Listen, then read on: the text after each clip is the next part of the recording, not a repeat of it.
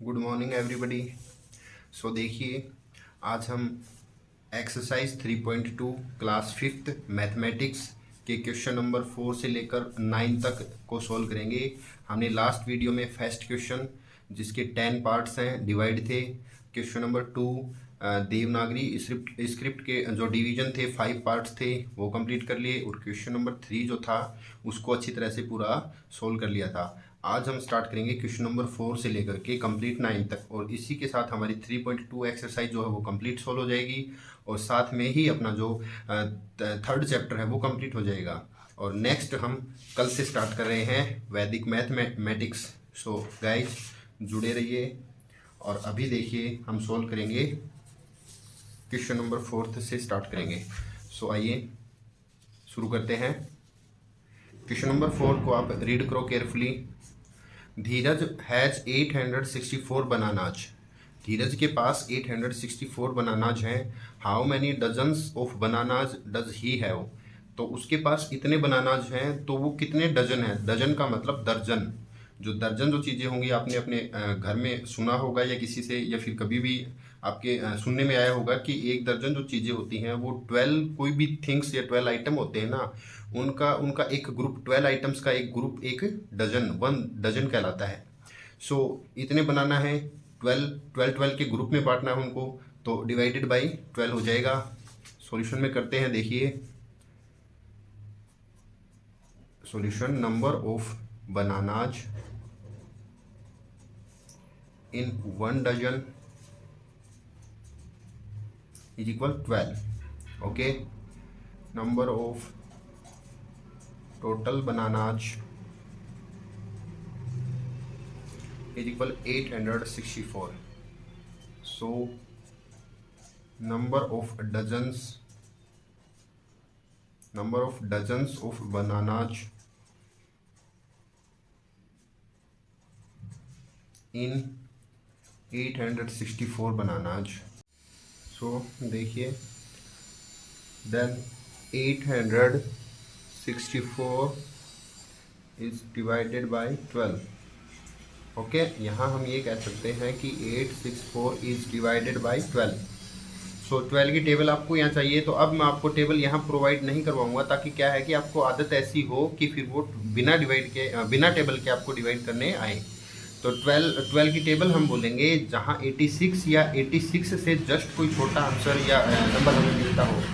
तो 12 5 जा 60, 12 7 जा 72, 12 8 जा 12 7 जा 84, 12 7 जा 84। ओके, 2 बचा और ये 4 हमने नीचे उतार लिया, और 12 3 जा 24। ओके गाइज, ये 0 रिमाइंडर आ गया। सो क्वेश्चन क्या आया, वी गेट, क्या लिखोगे, we get number of dozens is 73। 73 dozen जो है उसके पास वो क्या हो गए, बनानाज हैं। सो ये क्वेश्चन नंबर 4 का सॉल्यूशन हो गया। क्वेश्चन नंबर 5 है, 702 persons can seat in 27 buses। जो 702 पर्सनस मतलब इतने पर्सन, इतने आदमी जो हैं वो इतनी बसेज 27 बसेज के अंदर बैठ सकते हैं, मतलब इतनी सीट उनकी अवेलेबल हैं। How many person can seat in 1 bus. तो एक बस में कितने जो सवारी हैं या पर्सन है या कितने आदमी हैं वो पैसेंजर हैं वो आ सकेंगे। तो देखिए सॉल्यूशन करते हैं। सॉल्यूशन के अंदर हम सबसे पहले लिखेंगे इन 27 buses persons can sit is equal, seat होंगे 702। ओके, 702 पर्सन्स क्या है वो बैठ सकते हैं। देन इन 1 बस persons can seat 702 divided by 27। Okay, solution कर देंगे इधर, 702 डिवाइड कर देंगे हम इससे।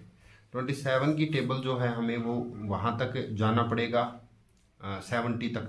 तो टू जा पे जाइए, 727 टू जा 54, ओके नो प्रॉब्लम। 10 में से 4 गए, 6 हो गए, 1 कैरी थी ये, 6 162।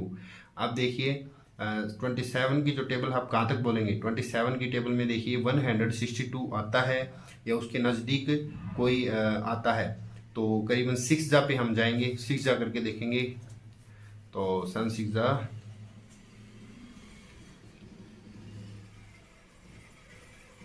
6 7 जा 4, 6 2 जा 12 और 4 14, कंप्लीट 0 बार 0 जाएगा, कंप्लीट रिमाइंडर 0 आया है, कंप्लीट डिवाइड हो गया।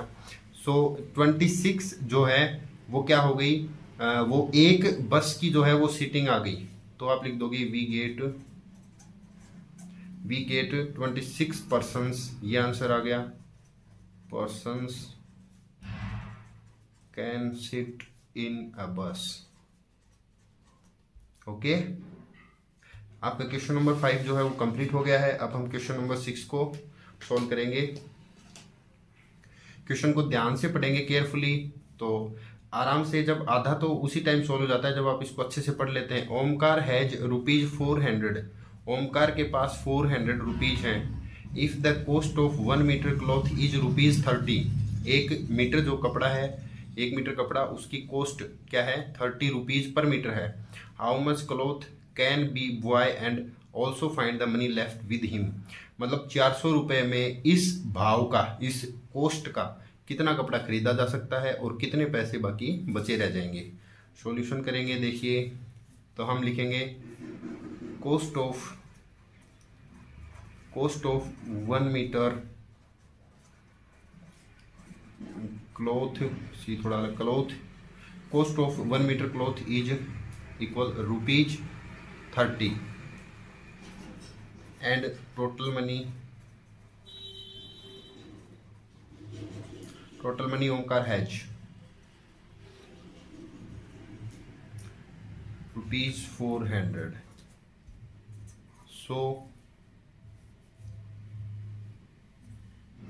सो कितना कपड़ा आएगा, देखिए 400 को 30 से हम डिवाइड कर देंगे, 31 जा 30, इधर बचेंगे 10 और 100, 0 आएगी, 33 जा 90, क्या बचे, 10 बचे। सो देखिए क्वेश्चन आया है 13 और रिमाइंडर आया है 10, मतलब आपके पास 10 रुपीज लेफ्ट रहेंगे और 13 मीटर। तो मैं लिख देता हूँ we gate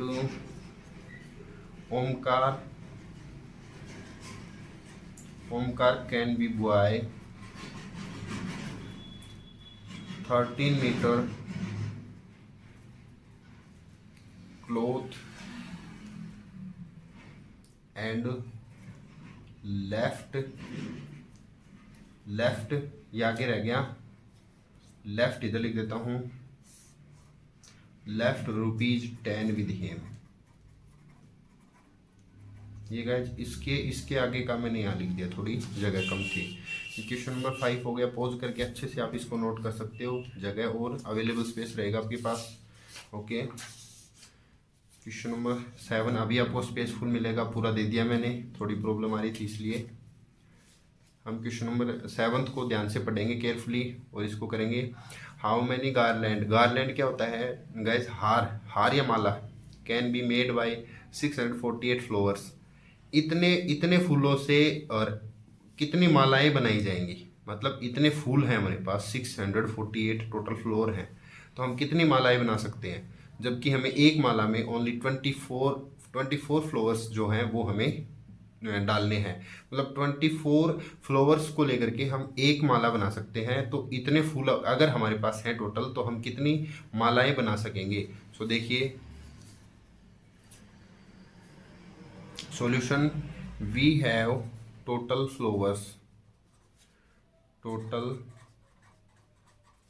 flowers is equal 648। नीचे लिखेंगे number of flowers needed in one garland. एक गार्लैंड में कितने चाहिए, 24। सो So number of garlands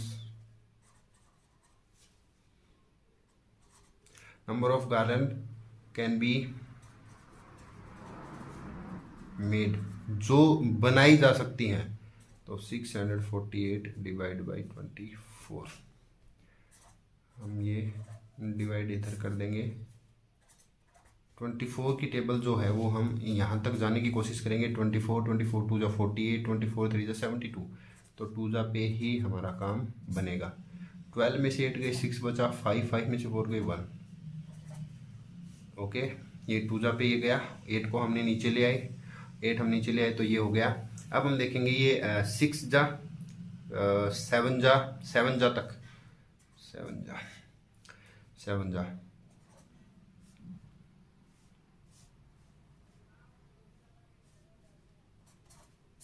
24 7 जा 168 कंप्लीट बार हो गया, नो प्रॉब्लम।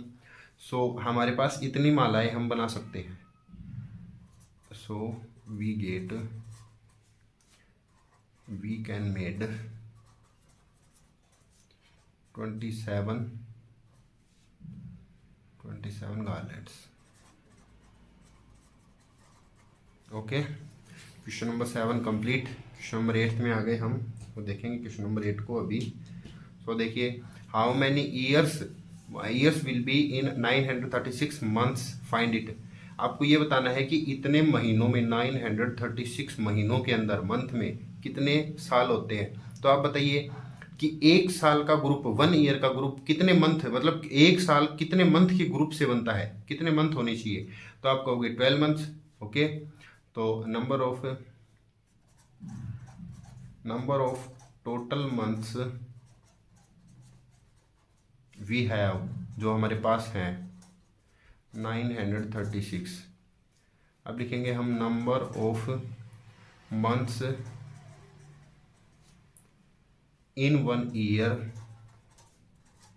एक साल में कितने महीने होते हैं 12। So number of total years in 936 months is equal 936 divided by 12। So देखिए गाइज, इसको हम डिवाइड कर लेंगे। 12 8 जा 74, 12 8 जा 96, तो 7 जा 13 में से 4 गए तो 9 बचा, ये 6, और 12 8 जा 96। ओके, सो गाइज देखिए, we get there are 78 years in 936 months। इस क्वेश्चन का क्या मतलब है, अगर 936 मंथ का कोई अगर टाइम पीरियड है तो उसे हम 78 ईयर्स भी बोल सकते हैं, क्योंकि इतने महीनों में 78 ईयर्स ही होते हैं। सो गाइस, ये आपका क्वेश्चन नंबर 8 कंप्लीट हो गया। अब क्वेश्चन नंबर 9 देखेंगे। आपको अगर वो 8th क्वेश्चन आप नोट डाउन करना है तो वीडियो को पॉज करके नोट इट डाउन। ओके, अभी हम आ गए question number 9। Multiple choice question है guys. Choose the correct answer, correct option. आपको एक क्वेश्चन दिया है, उसका आंसर ये है, ये है, ये है या फिर ये है, ये बताना है। तो आपको 348 मल्टीप्लाइड बाई 68 दे रखा है। रफ पेज लगेगा, तो हम क्या करेंगे, रफ पेज के अंदर इसको सॉल्व कर लेंगे, नो प्रॉब्लम। सो देखिए, जो आपका फर्स्ट क्वेश्चन है उसका 9th क्वेश्चन का फर्स्ट पार्ट है, वो ये है कि 348 मल्टीप्लाई 68 कितना होता है। तो हम क्या कर लेंगे, 8 8 जा 64, ओके, 8 4 जा 32 एंड 6 32 और 6 38, 8 3 जा 24, 3 27, नो प्रॉब्लम। 6 8 जा 48, 4 कैरी हो गई। 6 4 जा 24 एंड 28, 2 कैरी हो गई।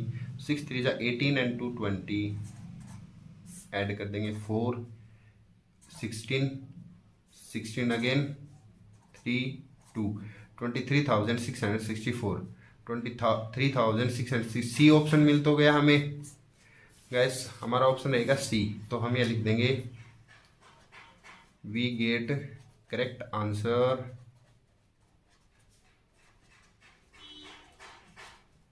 Is C. करेक्ट आंसर आपका क्या है? C. Okay, no problem.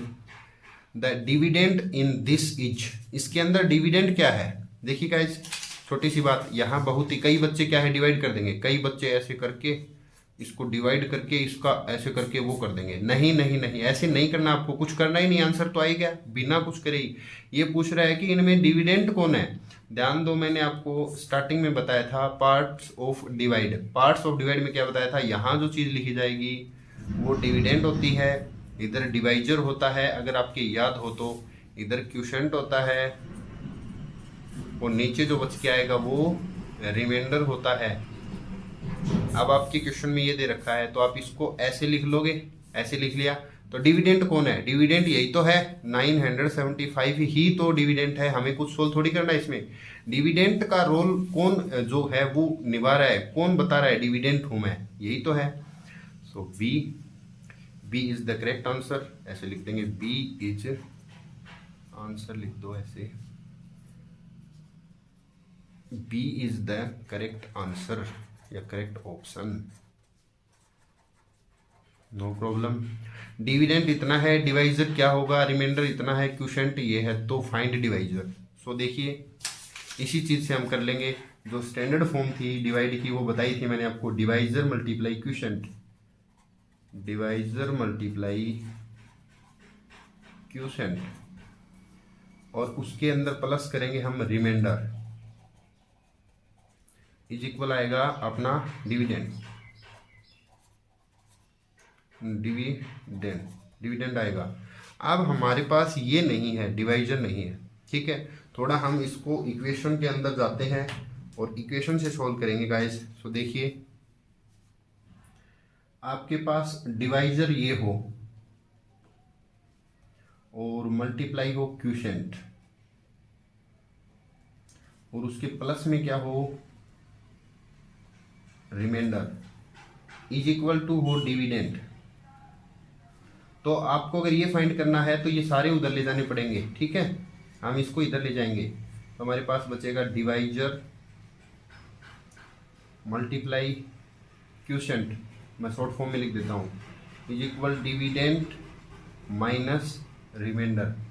Okay, अब क्यूशेंट को ले जाओ तो डिवाइजर इज इक्वल, डिविडेंड में से रिमाइंडर को माइनस कीजिए, डिविडेंड माइनस रिमाइंडर अपॉन कीजिए क्यूशेंट को, क्यूशेंट का उसमें डिवाइड कीजिए। तो ये काम हमें करना पड़ेगा, ये काम हम करेंगे, करेंगे तो क्या होगा? आप इसमें नंबर्स पुट कीजिए। नंबर पुट कैसे करेंगे? नंबर पुट करके देखो, नंबर पुट करोगे तो आपका क्या है आंसर, आपका सोल्व होके आएगा, आपको कुछ ना कुछ जरूर मिलेगा। तो देखिए कैसे करेंगे हम। डिवाइजर इज इक्वल, मैं इसके आगे का यहाँ कर रहा हूँ, डिवाइजर इज इक्वल, डिविडेंड क्या है आपका? डिविडेंड बता रखा है आपको 678 माइनस रिमाइंडर क्या है? रिमाइंडर 3 है, अपॉन क्यूशेंट क्या है? 413 है, 413 है, 413 आपका क्यूशेंट आ रहा है। सो देखिए आप क्या करोगे, इसमें क्या करो, माइनस करो। सो गाइस देखिए, थोड़ा क्या है कि आपका जो क्वेश्चन बुक के अंदर दे रखा है वो एक्चुअली 413 दे रखा है, तो 413 यहाँ नहीं आएगा, 413 की जगह आपको ये 45 करना है। ये करेक्शन है, ये बुक के अंदर थोड़ा मिसप्रिंट है या गलत है लिखा हुआ है, जैसे भी है ये हमें 45 कर लेना है। ओके, 45 कर लिया। अब क्या होगा हमारा जो है, क्योंकि 413 करने पर तो आंसर कभी आएगा ही नहीं इसका। ओके, ये है 45। ओके, हम इसको सोल्व करेंगे, तो सोल्व करेंगे तो क्या आएगा 675, ये माइनस किया अपॉन 45। जब आप इसे सोल्व करोगे 675 डिवाइडेड बाय 45। ओके, 45 1 जा 45, 2 2 5 और 5 जा 15 जो आपका आंसर आ रहा है। 15 जो है सी का जो है, देखिएगा जिसको आराम से आप एकदम बढ़िया तरीके से इसको देख पाएंगे। सिर्फ आपको ये कर लेना है, ये जो आपका सही नहीं है तो आप इसमें लिख दोगे सॉल्यूशन। हम क्या कह सकते हैं इधर, सी इज करेक्ट आंसर। देखिए करेक्ट आंसर तो है लेकिन ये क्वेश्चन ही गलत है थोड़ा सा, तो सही कर लेना आपको, ठीक है। ओके, सो देखिए next, the question in this, इसके अंदर क्वेश्चन क्या आएगा, बहुत ईजी है, हम कर देंगे, कोई प्रॉब्लम ही नहीं हमें। इसके अंदर क्वेश्चन क्या आएगा हमें पता तो है, ये डिवाइड है, ये है डिविडेंड और ये डिवाइजर। क्वेश्चन यहाँ जो आएगा वो बताना है, ठीक है। कर देंगे 12 5 जा 60, 2 बचे रह गए, 4 हमने नीचे ले आए और 12 2 जा 24, इधर तो 0 बचा, 52 हमें मिला तो सही है हमारा। 52 यस सी है, हमें मिल तो गया सी, नो प्रॉब्लम, सी मिल तो गया। तो हम क्या लिखेंगे, answer C is correct answer. Okay guys, तो ये था आपका चैप्टर 3 जो कि कंप्लीट हो गया है। तो चैप्टर 3 के कंप्लीट होने के साथ आपके जो बेसिक्स हैं, एडिशन, सब्ट्रैक्शन, मल्टीप्लिकेशन, डिवीजन, वो सारे कंप्लीट हो गए। अब हम मैथ में आगे बढ़ेंगे। आगे आगे हम क्या देखेंगे, जो आपका वैदिक मैथ्स है, वैदिक मैथ है वो आएगा। उसके बाद मल्टीपल फैक्टर्स आएंगे, तो हम बहुत जल्द ही उनको स्टार्ट करने वाले हैं। कल हमारी क्लास होगी वैदिक मैथ्स जो कि चैप्टर नंबर 4 है, उसके बारे में पूरा बताएंगे आपको। मल्टीपल फैक्टर्स हैं, अंडरस्टैंडिंग द फ्रैक्शन है, इक्विवेलेंट फ्रैक्शन, तो एक एक करके सारे ही जो आपके चैप्टर हैं वो आपको मिलते जाएंगे। सो गाइस बने रहें हमारे साथ और देखें वीडियो, और क्वेश्चन जो हैं ऐसे ही इनके सिमिलर क्वेश्चन लेके आप खुद भी सॉल्व करें। सो गाइस आज के लिए इतना ही, थैंक यू।